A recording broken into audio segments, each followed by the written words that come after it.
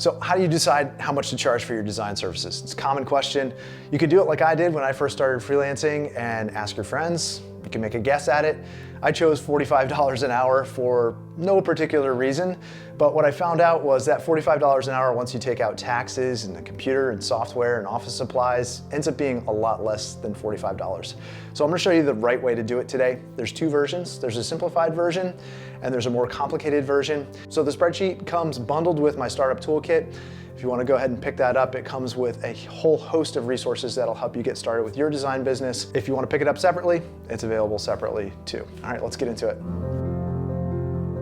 The simple one is really designed if you're a freelancer, you're someone who is working on nights and weekends, someone who's transitioning from working for someone else to working on their own. This is a good one to use just to set a baseline. On the spreadsheet, you'll note the cells which have a sort of yellowish orange color to them. Those are the cells that you're going to be filling in. Those are the only cells that really require information inputs from you. First thing you need to do is come up with your desired income, and we're just going to call that $100,000. And then you need to divide that by a monthly figure. And we're gonna use 10 months here. And why 10 months? 10 months assumes you're gonna take about a month for vacation, 4 weeks vacation, and then you're gonna have a month allocated to things that aren't billable. Things like invoicing, accounting, things you can't directly bill for. So that comes up with a target income here of $10,000 per month. And then from there, you have two choices. You can either set the number of hours that you want to work per week. Let's say you have a really busy schedule and you're doing this in the evenings and you can only dedicate 10 hours per week to working on this. So we input 10 here.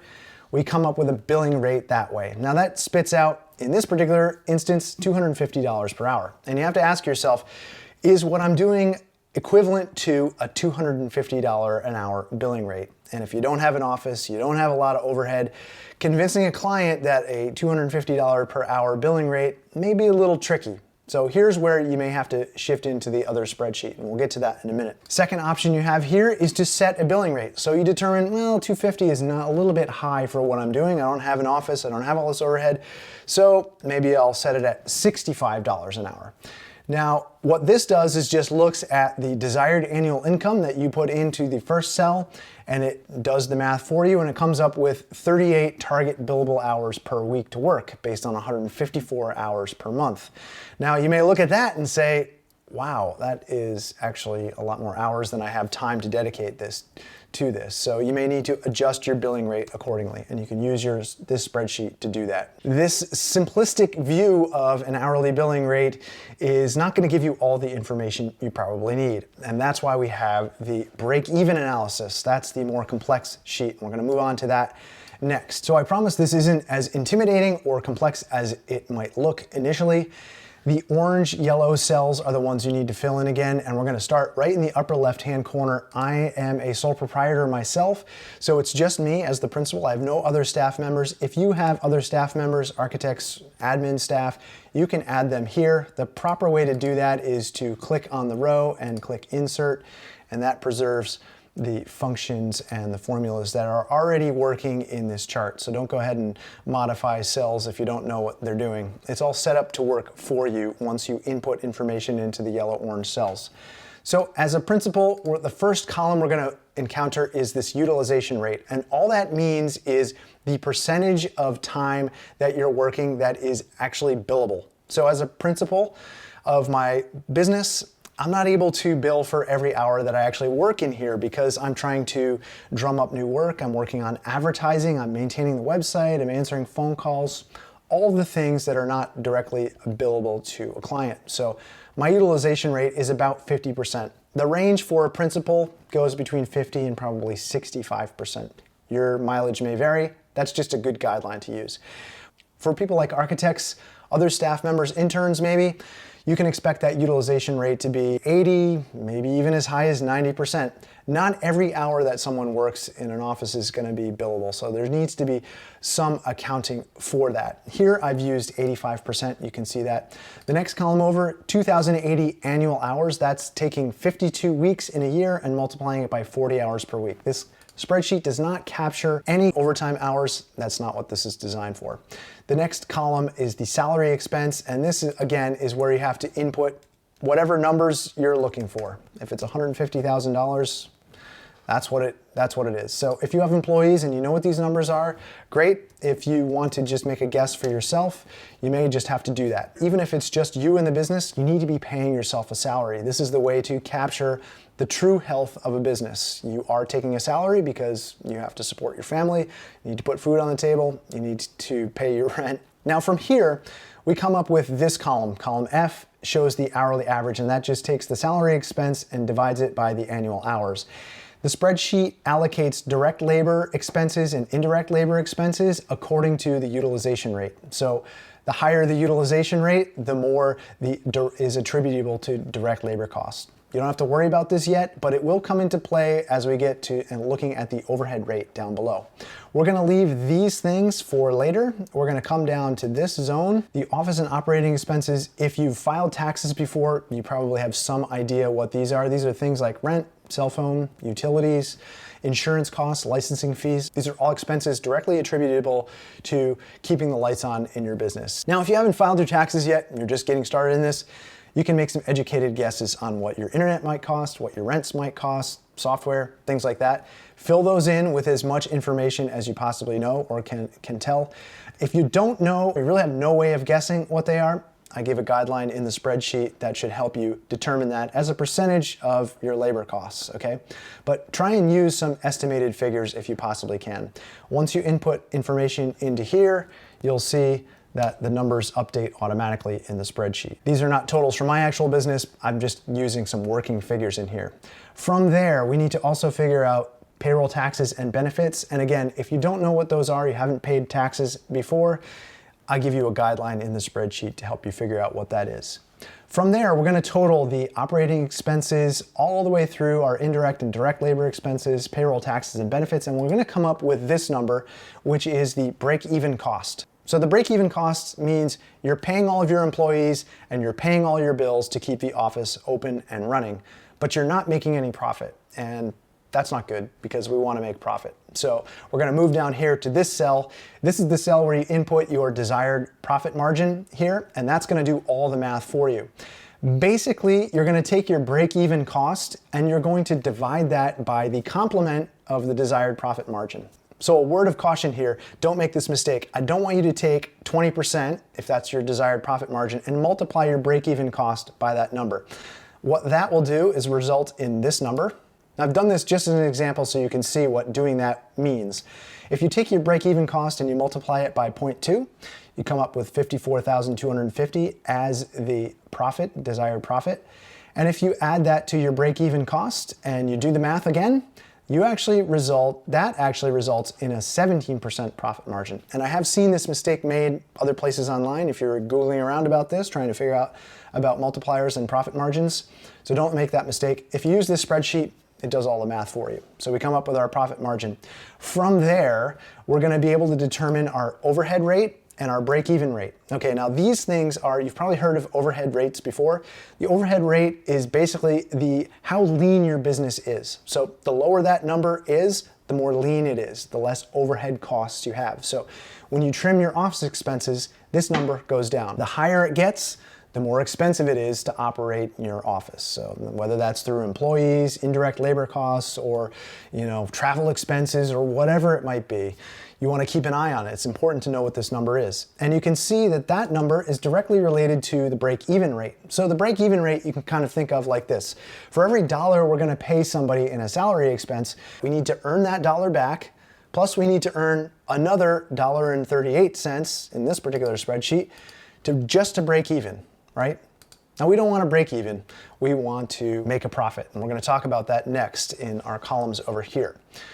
Net multiplier is the last thing we're going to talk about, and this just basically is a number which represents every dollar that's spent in direct salary expense results in $2.98 technically here in net operating revenue. Okay, now the relationship between the net multiplier and the break-even rate, you want the net multiplier to always be higher than the break-even rate, right? That means you're making money. If the net multiplier is lower than the break-even rate, it means you're losing money. So there is a correlation between all these numbers. So knowing all this, what does that mean? What do we do with it? Well, we come up here to the break-even cost.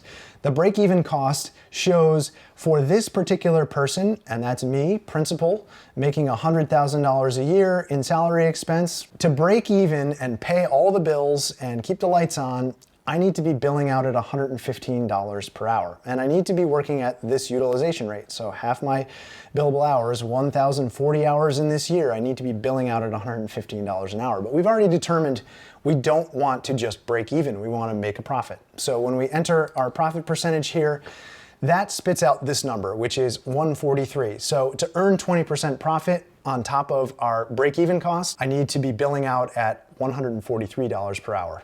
Same thing goes here with the other staff members. And if you have admin staff members, you can add them in here. So what does this mean? Well, I'm not gonna come and bill out $143. I'm probably gonna round up to $150. So that's where this number comes from. Same thing with this 107. I'm gonna bill out at $125 an hour. This produces a projected revenue figure, and that gets plugged in right down here. And then you can see, based on those actual numbers, we come up with a projected profit of this amount, and that is an actual profit margin of 28%. So you can see what we did. When we rounded up over here for our billing rate, which we set with the baked-in profit, we actually ended up making a little bit more than 20%. Okay, so what are some ways that you can increase the profit margin? Well, number one, we can come over here and we can just say, well, I want to make 40% as a profit margin. So doing that, that gives us it doesn't change our break-even cost, it changes our hourly rate with profit to 191 in this case, and 143 in this case. So we'd have to come over into this zone and make this $200, and make this one 150, and you can see that bumps up our projected revenue here. And as we come down to our projected profit margin, because it's a little bit over what we're calling for here in the baked-in profit, you can see we've made a little bit more. Okay, so that's one way of doing that. Let's just go back. Another way of doing this is to say, I'm gonna be more efficient. You know, my utilization rate is gonna go up 65% there. And you can see what that does. That adds straight revenue to the bottom line, and you can see our profit margin has gone up here. Okay, so what's another way we can do that? Well, another way that I'm a big fan of is by adding other products, and particularly passive products.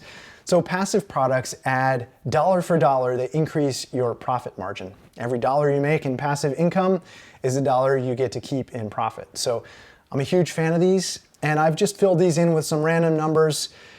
Anything is possible in this category. I just want to say that, and quite a bit more than what I'm projecting here is easily doable if you take some time and invest in it. And I would say, don't worry about doing all of it. Pick one thing, invest in that, really spend some time there. Of course, with passive products, there will be an indirect labor cost associated with it. You can account for that in this spreadsheet. Your utilization may go down initially, but over time, this is gonna pay you back in a really big way. And if we just use these as guideline numbers, you can see what it does to the projected profit margin. I've just shown it here as the delta if we add in those profits, because there are no overhead expenses taken out of that. If you do the passive income thing correctly, there's very little expense associated with it. So you can see by doing this amount of added projected revenue, we've increased our profit margin by 10%. You can use it to track your efficiency rates as well. So let's just say our professional staff member, number one here, is actually only tracking at 75% utilization rate. Well, you can see what changing that number does, the ripple effect that it has here. It changes the projected revenue and it changes the projected profit margin. So it's good reason to have some cushioning built into this whole system so you can account for those kinds of inconsistencies. So there's some optimal targets some relationships between these figures that you can use as a guideline. Every individual business is going to be different, but generally, if your direct labor as a percentage of net operating revenue is about 30%, you're probably in pretty good shape. Now your overhead. Let's say your overhead is getting up over 50%, and that's going to happen if your utilization rate on some of your employees, starts to drop because your indirect labor costs are starting to rise, right? So therefore your overhead is starting to rise. You can start to look at some of these numbers as the percentages and see how they're tracking against your estimates. And you can see, okay, is my business healthy? Also, we're looking at profit as a minimum of 20%. Knowing your numbers like this, even though this may seem very detailed, knowing some of these basic figures helps build confidence in you, makes it easier for you to talk about with your client, and they in turn will actually be more confident in your ability to execute on the project and do it well. If they know you care about your numbers, they're going to be confident that you're caring about their numbers as well. They don't talk about this in architecture school, but it's a really important part of running a profitable, sustainable practice. You won't be able to build your architecture if you can't figure out a proper billing rate to keep the lights on, to pay your employees, to make sure you're able to buy office supplies, all the things that it takes to build architecture. This is a big part of it. So I hope it was helpful.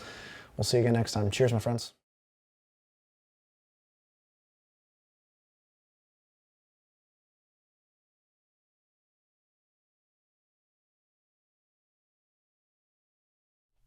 Now, another way to make more money here is just to do this. $500,000. There you go. Just have to increase your billing rate. Wow, why haven't I done that?